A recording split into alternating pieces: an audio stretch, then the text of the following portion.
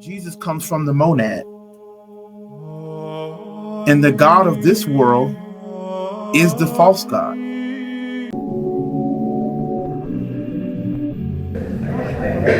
So shout out to you, Dashe. It's extremely exciting. Every time you're on the panel, you're like really hyper and happy. And I like that your family and friends think that you're the God. They think I'm the God. Yeah. And the fact that they put you on a higher pedestal is amazing because that means that you're affecting them. So you are the God. Let them know you are the God. The whole world is anti-African, is anti-black. Sin is in their flesh. And this idea, I'm not saying it's true, but those in power believe that it is, and this world is constructed on that idea. On that idea. When they're all holding hands and everybody's rocking and all colors of people are there, all races, and it's the most wonderful thing, and politicians can't even do Now, that. when I say world, you've got to understand there's a difference between the world and the planet. The planet and the world are not the same thing. And therefore, an obvious question is whether human beings, during their Earth existence, are possibly involved in preparing the beings who will reach their human level during the Jupiter period. Watermelon TV, 48 Meadow. You know, with the major victory that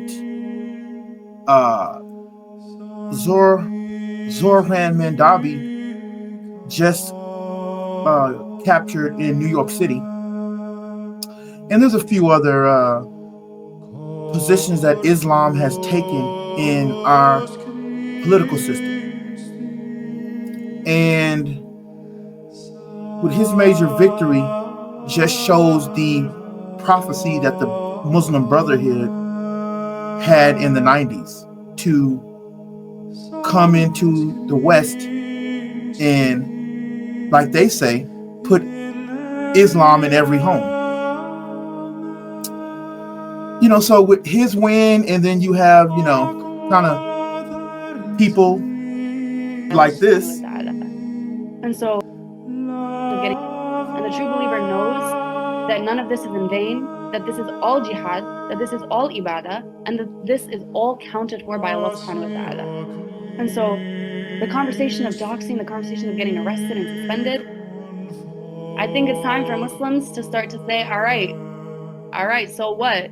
Do what you want. I'm gonna do what I gotta do, because it's about time to do that. And you see, the thing about Islam is they don't talk about love, compassion, patience. It's a religion that we're gonna conquer you. We're right, you're wrong. Your book is corrupt. It's always, it's never about drawing people together. And that's my problem with it. Again, I've been watching Islam develop in the UK since 2016. I saw what it was doing to London then. And lo and behold, 9 years later, here it is visiting our soil. So these people, this religious group, they mean business. And they're willing to fight for it. Whereas Jesus turned the other cheek. And so that's what gets me about when I see Black American men who clearly, you know, you're not Arab, you never tried to speak Arabic in the 90s. Now all of a sudden, all these Black men are, you know, alhamdulillah, and you know, just, I mean, every time I hear it, I can tell the fake and phony. Right? We blast Black preachers for doing the same fake shit. So why are we gonna let y'all make it? So there's definitely a rise in Islam in the West. So because I like to study the Kemetic and the Nile Valley, philosophies and practices, we're not going to really win over the hearts, right? And because, I mean, you know, for all the artifacts and everything that, you know, a lot of black people in America try to put out, like, hey man, let's take a look at this, you know, trying to argue if Christianity comes out of the Nile Valley. Most people know about Jesus, and if anything, he taught the concept of love, not stupidity, you know, the turn of the cheek and all that, you know. I mean, we could talk about that, but I just think the passion of the, I remember when the Passion of Christ first came out, I went to go see it. I was still under the hypnosis, kind of thinking, you know, the literal, when it's not literal. When you get into the Gospel of Thomas and or the Book of Enoch, you get a whole different creation story. You get a whole different concept, which really kind of opens up your mind. Say, oh, that's what we want. Say, oh, that's what we want. You know, we don't want to keep on fighting and fighting and fighting. So it's really important that Mel Gibson's Resurrection movie, it's an important time for it to come out, because American Christians have to now, you're gonna have to fight for your freedom. Again, no more waiting around for Jesus to come. The resurrection is gonna happen in you. And if you sit around and wait, Islam's gonna be your fate. They have no intentions of working with Christians. I believe that with all my heart. They got no intentions. And if they do, it's not on a mass scale. I mean, just go look at Dearborn, Michigan. Look what New York will be in 6 months from now. All right? So this Mel Gibson Resurrection movie is important. It really is, because if you leave it to the Muslims, they'll turn every church into a mosque. I mean, I'm living in and that's maybe what it is, because I live in a sanctioned state, that I'm seeing. I just learned that Denver is the sister city to Somalia, somewhere in Somalia, right? And a lot of these people, they're Muslims. They practice Islam. So the resurrection is going to be a very important movie coming out again, because American Christians need a facelift. Like I said, you just lost your city, you just lost Dearborn, you're losing New York, and it'd be one thing if they were saying, hey, this is Islam, and you know, they're not trying to assimilate. They're trying to dominate. Call to prayers, 5 a.m. Like I said, and then when I see these, and I don't even want to use the N-word, but when I see these brothers and they just bypass Christianity, went right over, because it's a gang. I know a gang of men when I see one. I know a gang of men that's doing that when I see it. And so, again, when you get into the Gnostic and the esoteric part of these religions, this is when your universe will open up. You know, what was Jesus trying to convey? What was he trying to convey? And when you put him side by side with Muhammad, it seems like Muhammad don't have no deep stories of compassion. And if he do, look, I don't want to go and research it. All I can do is look at the fruit. I can look at the fruit of the tree. If the fruit is rotten and all that, then why would I want to hang around that particular tree? Do I want my daughter dressing up in a burqa and a hijab from head to toe? No. If you're a man and you have no self-control, then you're going to be dealt with the consequences. So again, I study Nile Valley Kemetic philosophy. I prefer that opposed to the literalism of Christianity. And so, the Passion of the Christ, I watched that maybe about a couple of months ago. Watched it again under a different lens, and I can appreciate the esoteric story, the monad. Jesus comes from the monad, and the God of this world is the false God. So that's why the Christians, you have to get into the Gnostic Gospels. The light that was trapped in clay, and that's us. So in 1945, near the Nile River in what they're calling Egypt, I forgot the actual name, but the same sacred soil where the pyramid text and the coffin text once spoke of a resurrection, farmers uncovered 13 leather-bound papyrus codices. Inside the Gospel of Thomas, the Gospel of Mary Magdalene, the Gospel of Philip, amongst others. And these books are very necessary. Know thyself, for inside of you is the kingdom of heaven. And so the Muslims will call that a mushrik,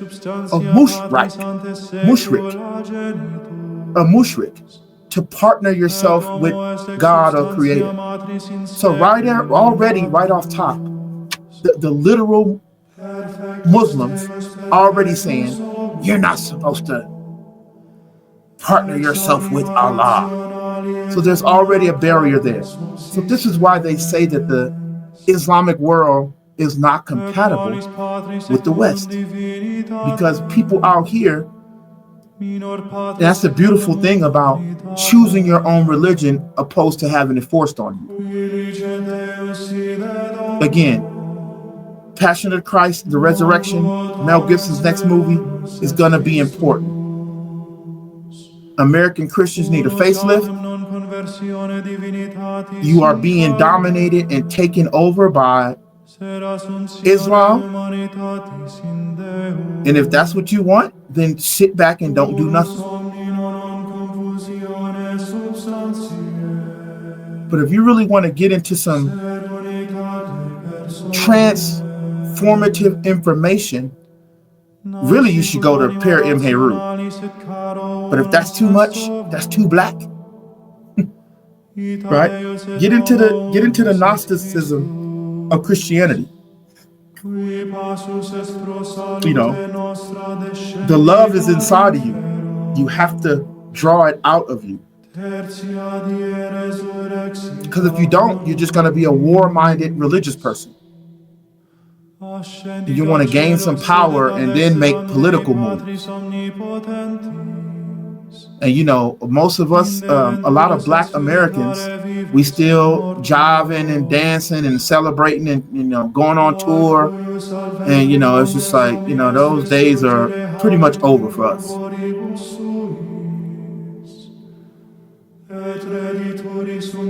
So this is a message again for all of the blacks out there, all you brothers in Philly, you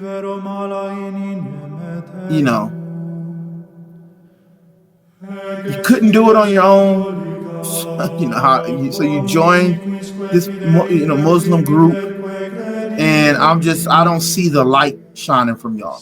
I'm just gonna keep it real. I don't see no kind of light coming from you. I just see you mimicking another culture.